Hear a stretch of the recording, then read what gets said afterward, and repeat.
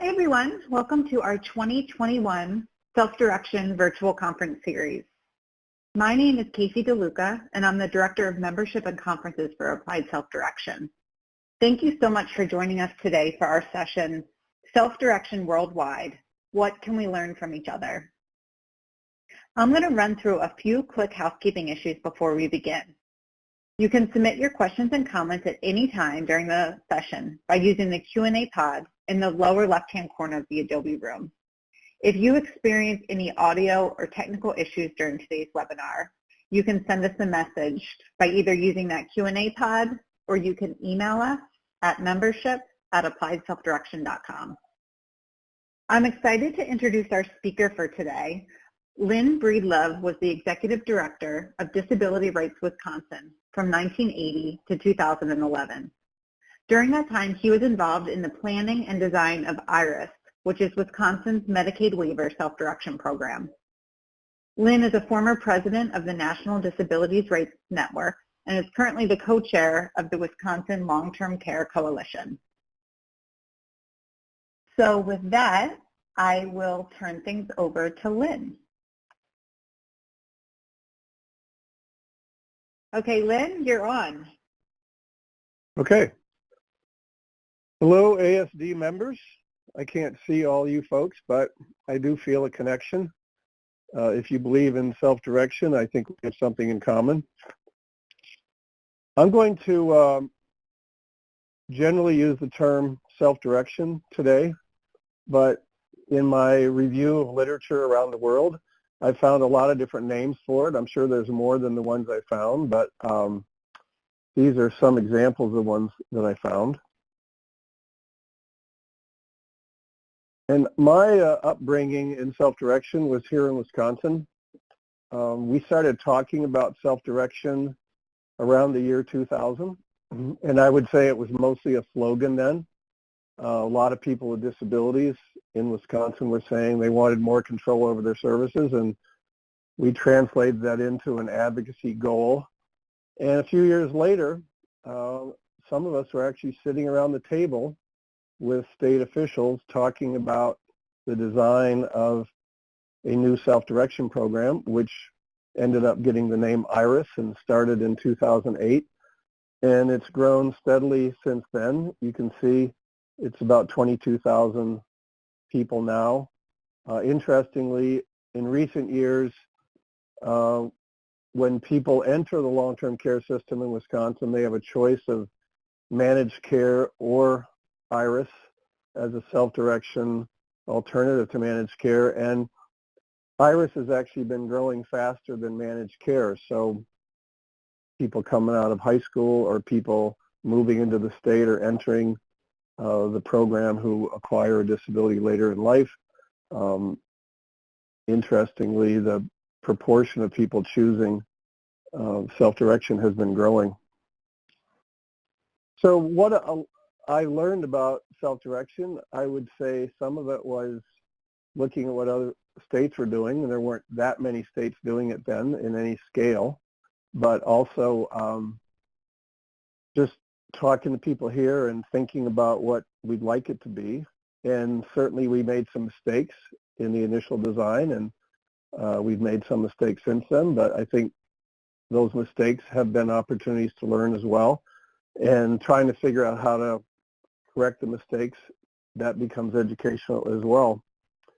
Sometime during this process, I started getting more and more curious about what people were doing in other parts of the U.S., but also in other countries. And that started out as self-interest. You know, there must be some good ideas out there that we could steal and use in Wisconsin. But then gradually I started thinking of it more in terms of missed opportunities for cross-pollination. With this many people and countries and governments around the world who were involved in this phenomenon, whatever term they were using for it, it seemed like there was a lot of things that we could learn from each other. Maybe in some instances we could avoid making the same mistakes that somebody else made, or people could avoid making mistakes we made in Wisconsin if we let them know what we learned about how to do this. So that kind of led me to a more serious literature review of self-direction around the world. And of course, you can't just Google on the term self-direction in New Zealand or Northern Ireland and assume you'll find stuff, because they might be using a different term for it. So if you're going to do a serious search, you really got to search under all the different terms for self-direction that you can find. And I was looking for things like, what do advocates say they want this to accomplish? And what do governments say about this thing? How do they define it? How do they plan to do it? Who do they say is going to be eligible for it? All that stuff was interesting to me. And that led me to write a paper, which is in the resource box there. If you're interested, you can look at it later, print it if you like. And I presented that paper at an International Disability Congress in Scotland in 2019. And at that same conference, there was a number of self-direction advocates for various countries. And kind of on the spur of the moment, people decided to get together for a half day and just kind of share stories and experiences of what they were doing.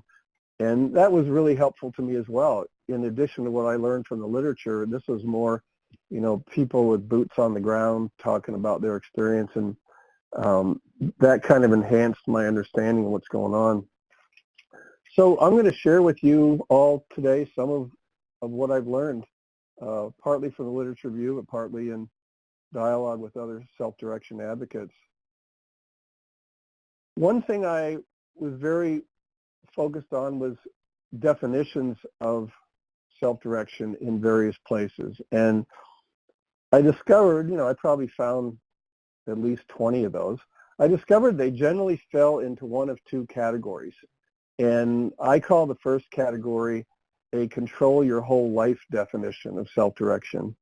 And the example I've given here is one from my home state, where it talks about the right of all people to make choices and direct all aspects of their lives. And my friend Andy Fain here is a good example, someone who, interestingly, was the first person to ever attend Marquette University who used a wheelchair.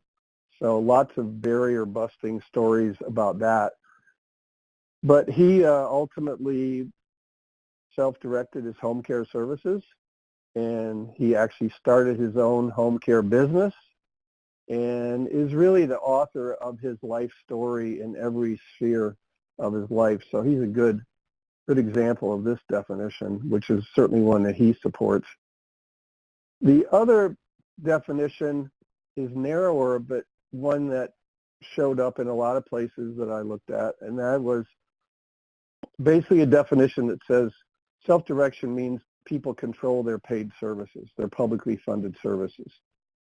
And this definition is, in my view, is not so much an ideology or sort of a guide for living in general. It's really more of a service model. And, you can make your own judgment about where you think your state or falls in this thing, whether you'd say you're more in definition 1, more in definition 2, or maybe if you ask different people in your state, maybe you'd get some examples of both. And I would say,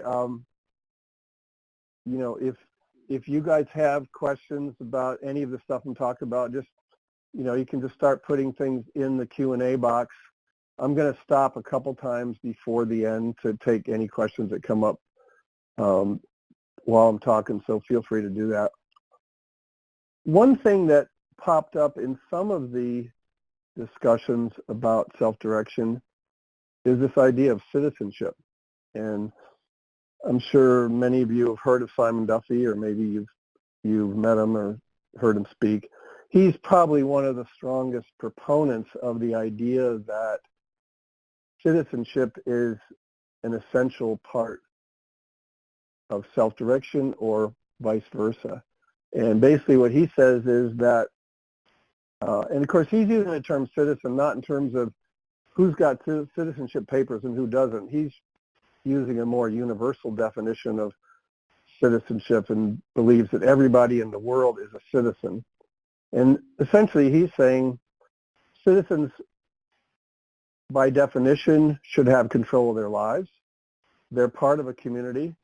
They have a right to the support they need, and they have a right to shape the support they need. And, you know, this is just an excerpt from things that he's written about it.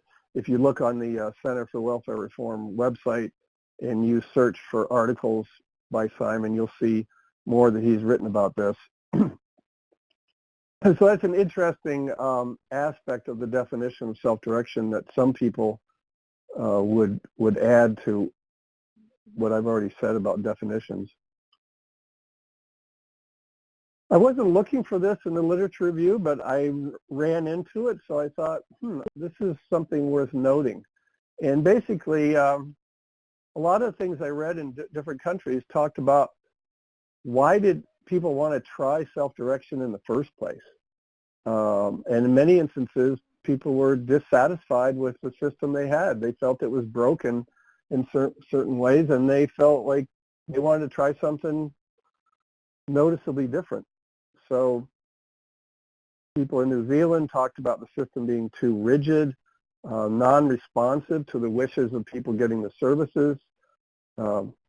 People in Finland talked about the voices of people with disabilities aren't being heard, and that case managers are sort of end-arounding people with disabilities and kind of making deals with service providers about what services will be provided. And the result of that was people had narrower set of choices. In Scotland, people talked about the fact that, hey, we've had this system that's supposed to serve people with disabilities for a while, and the idea was it was going to help people become more independent, and it doesn't seem like it's really doing that. So maybe we ought to try something different, which actually does help people become more independent. And then there's lots of examples of things that people said in the U.S. that led them to want to try self-direction. I just picked one example here. And one of the things I noticed when I read these things from other countries is they reminded me a lot of things that people in Wisconsin said before we had the Irish program. And that was where some of the energy came from that made people want to create a new self-direction program. The other thing I ran across was some program evaluations of self-direction, but also some articles that were summarizing the findings of multiple performance evaluations of self-direction. And the articles that I found most interesting were the ones that were doing an A versus B comparison and comparing the results of self-direction to the system that preceded it, or in some instances, the system that was continued to be available as a choice instead of self-direction. And, you know, I'm sort of generalizing here on this slide, and certainly there were some evaluation results that showed some flaws in self-direction, but overall the patterns were really quite positive. And there were evaluations that talked about higher consumer satisfaction and worker satisfaction, stronger interpersonal connections for people, more community integration, fewer out-of-home placements, improved health, people using a greater diversity of goods and services. And, you know, in many places, the system that preceded self-direction had some constraints on what services you could pick. If it's a managed care system, a lot of managed care systems have provider networks, and people that enroll in the managed care program, with maybe a few exceptions, are generally expected to choose services from that menu of providers that's on the provider network list. Whereas in self-direction, a lot of programs say you can pick any provider you want. You can even pick a source of support that isn't really a conventional disability provider. So it's not that surprising that people would end up with a greater diversity of goods and services. Improved access to home and community services, good stewardship of public funding. Interesting example of that in Wisconsin is that on average, participants in IRIS use about 85% of the annual self-direction budget, which is made available to them, which is interesting. And very few cases of fraud or abuse, not zero, but relatively small number. And the two main sources were these articles that summarized a lot of evaluation findings, and the full citations for these articles are in the paper that I told you about. A lot of places also talked about values. In addition to the definitions, they said, well, here's some of the values that we consider to be kind of the basis for self-direction, the corollaries to self-direction. And I only included ones here that showed up multiple times. And I'm sure a lot of these would be pretty familiar to you, but it's sort of interesting to see that values that we talk about in the U.S. around self-direction are really resonating in a lot of other places as well. Respect for the people receiving service, the person really feeling ownership of his or her life and relationships, maximum choice. In Wisconsin, we use these terms budget authority and employer authority. I know those terms are being used in other places where you have maximum choice of how to spend your budget, maximum choice of who to hire or who to contract with to get your services. Opportunity to explore and pursue all the possibilities that life offers. A right to custom design your supports to fit your culture and lifestyle. There's some interesting articles focused on self-direction as it relates to people of color. There's not a lot of research on this, but one of the things I found interesting was that people said a major component of consumer satisfaction for them, for some people, was the opportunity to hire workers, particularly in-home workers, from the same cultural background that you have yourself. And it logically follows that in self-direction, with employer authority and that choice of who to hire, that would enable people to give a high priority to cultural background, maybe over number of years of experience of home care or something like that. Professionals are partners, not overseers of people. And then community integration and participation, which I want to talk a little more about. To me, this is one of the interesting sort of cutting edge questions about community integration. This is one of these things where my research sort of showed that the dog didn't bark in a lot of places, meaning a lot of the literature in various places didn't mention community integration. A few places had a passing reference to it. And I would say if you look across the U.S. and you look at what's in statute or look at program design, look at program policies, sometimes you'll see a mention of community integration. Sometimes you'll see it noted as a core value or a priority. But some places it's just not mentioned at all. So that sort of leaves you wondering, well, are self-direction advocates thinking about community integration as an explicit or implied hoped for outcome of self-direction, or maybe not? And I'll just give you one example of somebody, Tom Nerney, one of the fathers of self-direction in the U.S., who was very clear about this. He said he believes community participation is absolutely essential to self-direction. His phrasing was, the goal of self-determination is crafting a meaningful life deeply embedded in one's community. So I've had some conversations with people in Wisconsin about this, but I'm sort of curious to hear what you folks think about this. And Casey created a poll to go with this. But my question for you is community participation is that a goal for everyone in self-direction? Is it a goal only for those people in self-direction who bring it up on their own and say they want it as a goal? Or is it a possible goal that maybe we should raise with people in the conversation about their individual plans to put it on the table and make sure they have an informed choice about whether they want to embrace it or not? Or is it a goal we should assume applies to everyone unless they tell us, no, absolutely, I really don't want to leave the house. I don't want to go out in the community. I don't want that kind of stuff. So it may be that none of these answers exactly fits your view of it, but pick the one that's closest for you, and then if you have another answer besides the ones I've thought of, put that in the Q&A, and we can talk about that too.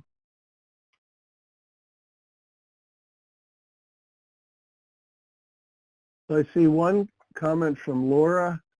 Community participation is one of the standards of medical necessity in our state. All people are encouraged.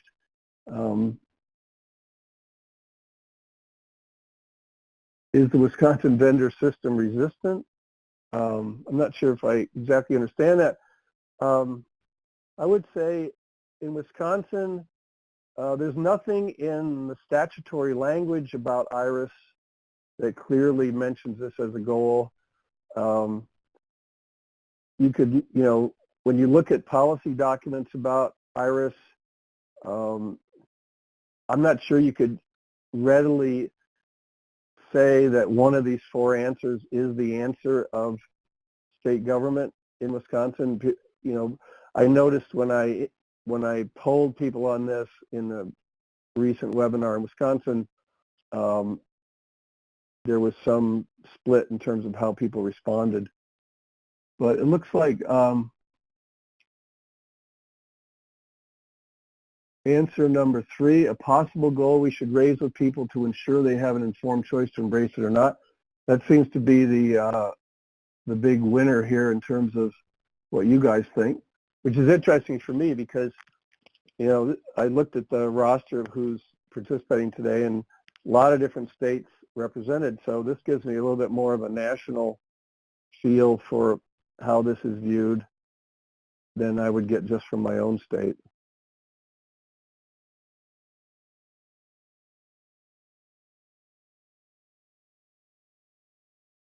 And Lynn, this is Casey. We're getting a lot of great comments through the Q&A, so I'm just pasting them in the upper left-hand corner in that questions box. So I'm not sure if you want to read through any of them, but for folks that are listening, you can also scroll through that questions box and see some of the comments folks are sharing. Yeah, one person makes a good point about the term community participation. Probably wouldn't necessarily be the words that you would use in a kitchen table conversation with a person who is starting out in self-direction. You'd want to make it more real life, like going to the movies, going to the coffee shop, whatever. Good point. Are there, Casey, did you see anything in there that you thought was a question more than a comment? No, I think that they were all comments. Okay. Well, let's move on then. Any questions or comments on anything else that I've talked about so far, including community integration, but any of the other things too? So we have gotten a few questions. Let me, I'll paste them over into that questions box. Does the IRIS Budget Authority allow participants to contract for day activities? So for example, educational, vocational, life skills. And then the follow-up was, if the above answer is yes, is the Wisconsin vendor system resistant? Definitely people that, those kind of services would be part of people's IRIS budget, and they would have a lot of leeway about what to choose. And they could choose, in addition to like conventional disability-related day services, and people could choose, community college and other things like that as well. As far as provider resistant, I would say because IRIS has been around for 13 years now, and it's a fairly popular choice, especially for people with intellectual or developmental disabilities, I would say most of the providers in Wisconsin are pretty open to the idea of being part of somebody's IRIS plan and dealing directly with a person around rates and program content and so on. So I think most of the provider agencies in Wisconsin that are available in managed care are also available in the IRIS program. Any other questions, Casey? I think that we can keep going, and then folks can keep submitting their questions, and I'll have them ready to go for the next break. Yeah, I see Molly Morse had a question for me directly, and that is about fraud. We have had our experience in Wisconsin of people asserting that IRIS was particularly vulnerable to fraud. And it was kind of based on a hypothesis that, well, if you give people this much control over their budgets, doesn't it become inevitable that they're going to misuse some of that money, or they're going to be able to get away with stuff that people could not get away with in managed care? There was quite a bit of pushback from self-direction advocates about that, and ultimately there was some study of the incidence of fraud in the IRIS program as compared to managed care, and the finding was that there was certainly no more fraud than there was in the other Medicaid programs, and there's some indication that there was less fraud. I wouldn't say that our findings were quite as clear-cut as the ones that I found in some of the articles that I read about the situation internationally, but that's kind of what we had going on here in Wisconsin. So the next thing I want to talk about is paid support to successfully self-direct. And obviously, self-direction involves public money being spent on basic services like in-home care, job supports, transportation, etc.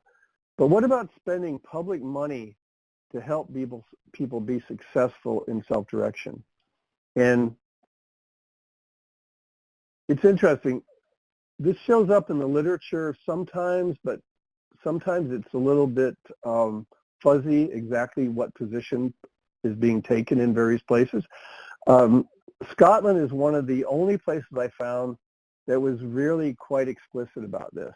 And they say very clearly, and this is government saying, we believe some people are going to need support. And support to lead an independent life, this statement was made in the context of their self-direction program. So they're really clear about it. So to me, this is kind of connected to this whole question of, well, does self-direction mean that basically you're on your own? You chose to take charge of things, so now it's on you. You got to handle it. And when that position is taken, and I will say I've heard people in my state say that, to me it sort of misses the point that some people are going to gradually grow into their ability to make good decisions, and they might need support as they grow into that over time. And also there's some people who will probably always need support in their decision making. Some of them may have active family who are going to always be there to provide that support and maybe not be paid to provide that support. But some people don't have active family, or their family is not capable of doing that. So what about those folks? So, I've done a whole webinar on this topic in Wisconsin, but I'm just going to give you sort of a short version of it. These are some of the examples I found of supports that are funded by public dollars in various places to help people be successful in self-direction. In the paper, there's more examples than these, but these are some of the more prominent ones. Starting up there at Midnight, facilitators, navigators, and support brokers. There's different terms for that, but those people that help you develop your plan, help you identify possibilities, help you identify sources of service, maybe in some places coach you on how to be effective at screening and hiring workers that you're going to hire. At 1 o'clock, there are fiscal intermediaries in the U.S. It's almost universally true that there be some kind of fiscal intermediaries to help handle payments to staff and providers, deal with payroll taxes, et cetera. You might think these first two are just sort of obvious and everywhere. Well, it turns out in some countries, these things are not available to people. So some people are expected to do all those functions themselves. So that was a good reminder to me not to take these for granted just because we mostly see them in the U.S. Training for participants, for example, how to self-direct, how to be effective at self-direct, training for unpaid caregivers on whatever they need to learn about safe transfers, behavioral support, other things that might be specific to the particular person they're caring for. Good training costs money. Is that something somebody can avail themselves of outside their self-direction budget, or is that an allowable use of their self-direction budget? Personal and or vocational futures planning. Most examples I've heard of that involves a paid facilitator. Does the system, the self-direction program, make that available to people? Do they have to dip in their own budget to use it? If they do, is that even an allowable cost in their budget? Circles of support predated self-direction, but it turns out it's very helpful for many people in self-direction. In many instances, a circle of support involves a paid person to help it get started. In some instances, even a paid person to help facilitate it over time. Funding for training or technical assistance to help families that want to create microboards or mini provider agencies. And these are some examples of things that have turned out to be very important for some people, but if they're not something that the system will pay for, or you can't use any of your budget for it, or let's say your budget's all used up on your basic services, so there's really no slack to pay for one of these things, then people would not obviously be able to get it. Here's one other example that I'll just mention briefly to you that I ran across in Scotland. There was a workshop there with some people from England who were talking about the self-billed social care project. I don't have much time to talk about it today, but you'll see at the bottom there is the website, and you could go on there and learn more about it. I think what had happened was self-direction's been around for a while in England and Scotland. People realized that some people were still very socially isolated. They were thinking, well, how can we sort of enhance self-direction to improve on that? And this is the idea they came up with. That's a definition up at the top that is on their website. The key thing they really talk about is this is something that bubbles up from what people with disabilities themselves want. It's not like, oh, we have a good idea for a recreational program we're going to create for you. It comes directly from people themselves saying, I want to get out more, I'd like to try this, I'd like to go to that event, whatever, and then trying to construct something around those desires. So, this is a pretty short, quickie discussion of paid supports to help people be successful. It's definitely a topic that you could dig into a lot deeper. I had an interesting conversation recently with some people in Wisconsin about what if these kinds of support didn't exist? What do you think the results of that would be?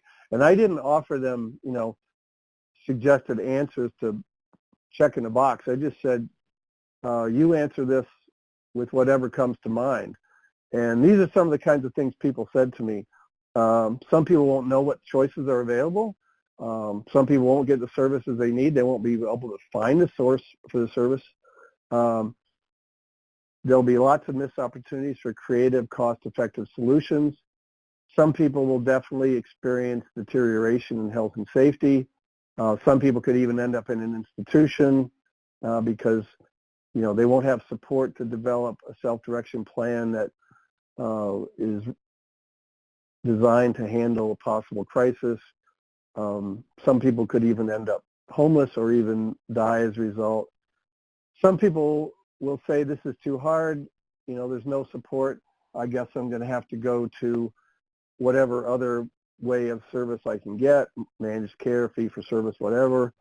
And then many people are going to experience emotional setbacks as a result of this. There'll be a need for more mental health services, and certainly increased burden on families.